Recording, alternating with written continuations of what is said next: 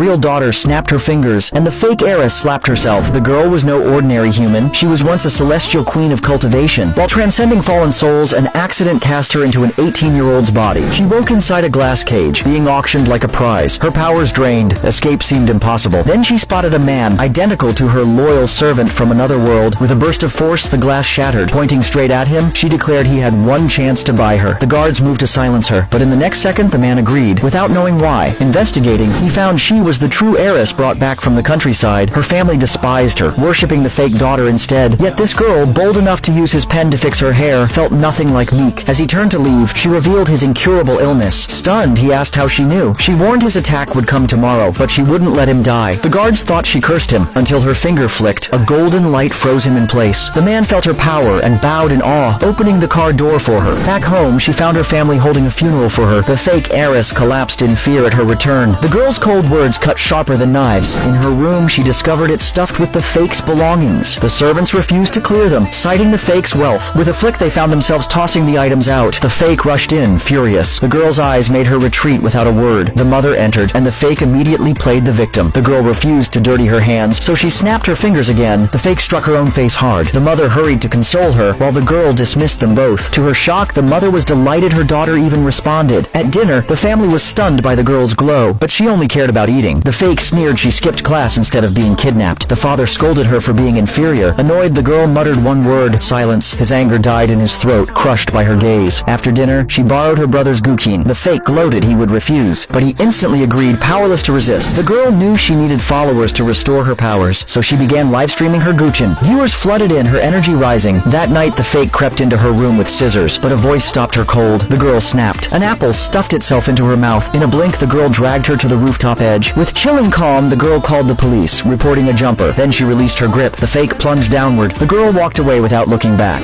The next day, she remembered the man's looming illness. With one step, she appeared at the hospital. At the entrance, her parents pushed the injured fake in a wheelchair. The father assumed she came for the fake, scolding her for being late, but she walked past without a glance, leaving him stunned. Inside, the heir lay dying, even the dean helpless. Sensing danger, the girl rushed to the emergency room, but his father blocked her path. She declared only she could save him. Her own father panicked, begging forgiveness for her insolence. The fake sneered she was just a country girl, but the guard revealed she had predicted today's attack. Time was short. She ordered them to step aside. Stunned by her certainty, the man's father invited her in. Inside, doctors worked desperately. The girl raised a hand, freezing the eldest brother in place. A single golden light shot into the heir's chest. "It's done," she said, turning away. But to the dean's eyes, the monitor flatlined. The brother accused her of delaying treatment. The girl glanced back, voice cold. "Ignorant child." The fake urged her parents to cut ties, but the mother stood firm at her side. The brother called for police. The fake smirked, certain of victory. Yet the next second, the heir's eyes snapped open. He struggled up, kneeling before the girl in apology. She reminded him only rest would heal him. The fake tried to steal the credit, her father echoed, telling the girl to shut up, but the man's father exploded, silencing them all. He expelled the entire family on the spot. Outside, resentment brewed in the fake and her father's eyes. Meanwhile, the dean invited the girl into his office with reverence. He declared his wish to take her as his master. The brother protested it was coincidence, but the dean tossed him a report. The heir's health indicators were perfect, for the first time in 5 years. The brother's eyes widened in disbelief. The girl asked how much he admired her. Realizing her meaning, the dean launched into fervent praise. The once doubting brother finally bowed his head. He dropped to one knee, pledging allegiance. The tycoon decided to repay the girl's life-saving grace. He brought her to his mall, letting her choose freely. The girl was never polite. She bought out the entire store. The scheming clerk sneered, branding her a gold digger. When the girl pointed to the dress on the mannequin, the clerk dragged her feet. Her voice dripped with disdain. It wasn't for just anyone, but the next second, the girl stepped out transformed. Every gaze lit up. She outshone the mannequin itself. Another clerk gasped, praising her beauty without restraint. The scheming one rolled her eyes, venom boiling. She shoved the shopping bags at the girl with malice, but the girl coolly ordered the tycoon to carry them. The clerk snapped that she was ungrateful. The man seized the bags, warning her coldly, "Respect the girl, or get out." The clerk trembled as the tycoon brought out the jewelry cabinet. Jealousy gnawed her alive. While the man paid, she hissed poison into the girl's ear, calling her poor and shameless. The girl's reply was calm and lethal. "These jewels are honored to be worn by me, and he is honored to buy them." The scheming clerk sneered that no wealthy family would ever accept her. The girl's eyes cut like blades. "What kind of woman gets married? I don't know. But I know you're about to be thrown out." Her words proved prophecy. The tycoon had heard everything. His verdict was merciless. She was fired. Not only the job, but the city itself. Then he declared before all, "She is not worshipping money. I am worshipping her." The girl misunderstood, thinking he meant submission. A rare smile touched her lips. The man's heart shook. He thought she understood his love. As she turned to leave, he hurried to ask when he could see her again. Her answer was icy and brief. "Next time you you fall ill? The love-struck man almost wished to be sick every day. Back home, the scene stunned her family. A whole entourage entered, arms full of luxury. The fake sister grabbed a piece, jealousy twisting her face. She accused the girl of filthy means. Before the father could scold, the bodyguard stepped in. These are all gifts from the tycoon. Jealousy drove the fake mad. Sweet outside, venom inside. At school, her malice escalated. She ordered classmates to plaster the girl's 3-point exam across the board. Loudly broadcasting her shame, the cronies mocked her as a brainless illiterate. The girl's lips parted. 2 words only. Slap face. The basketball flew, smashing into the crony's face. The fake heiress sneered, calling her born a fool. The crowd laughed in secret, but the girl strode closer, her aura sharp, her voice cut like thunder, asking if the fake wanted to fly again. Fear shattered arrogance. The fake collapsed on the ground.